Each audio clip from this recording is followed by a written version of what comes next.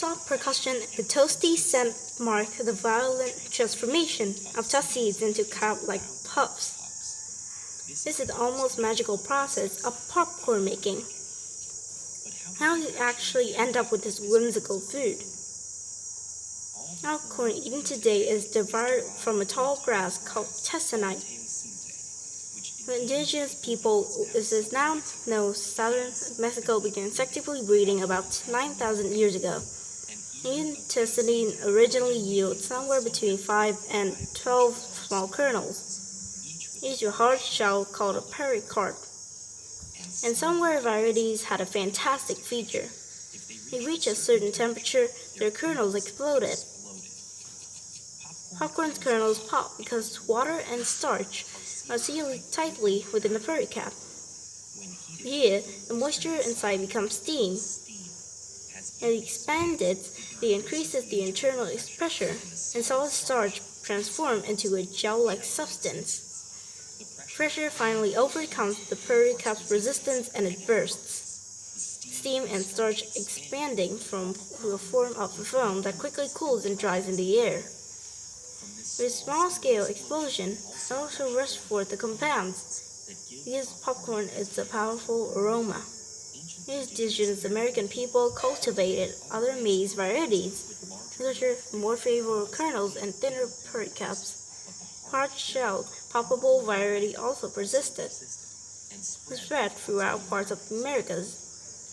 And European colonizers arrived in the late 14,000s.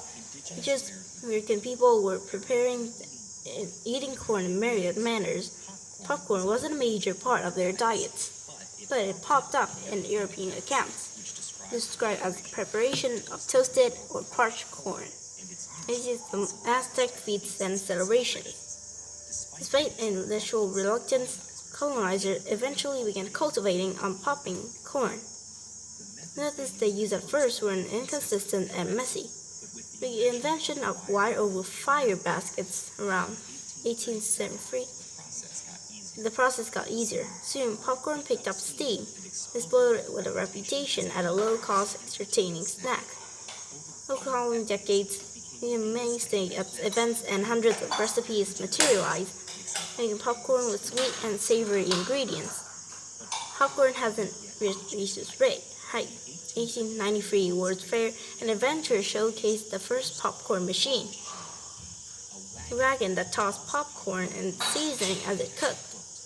Soon enough, vendors could be seen roving U.S. city streets with similar machines. Interestingly, movie theaters were some of the only American venues where you couldn't find popcorn at the time.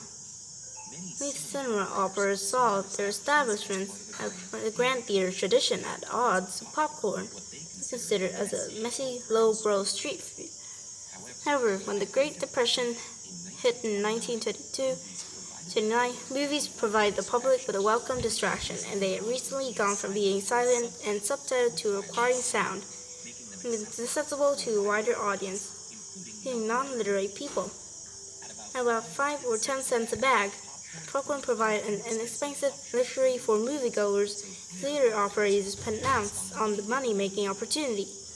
Today, a medium bag of popcorn might cost about 60 cents to make. Retail for about $6, a 1,000% markup. Popcorn sales generate nearly 40% of all movie theaters' profits, helping offset the high prices of that theaters pay film studios. In the 7th century, people throughout the Americas continued popping corn. The different preparations took hold in markets sold worldwide. When rivalry popcorn was launched in the 1880s, popcorn popped up yet again. Those kinds of popcorn are now grown in the U.S.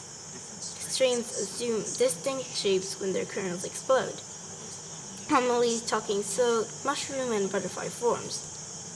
They were bred for supreme poppability. Over the last century, the amount of popcorn expands has doubled.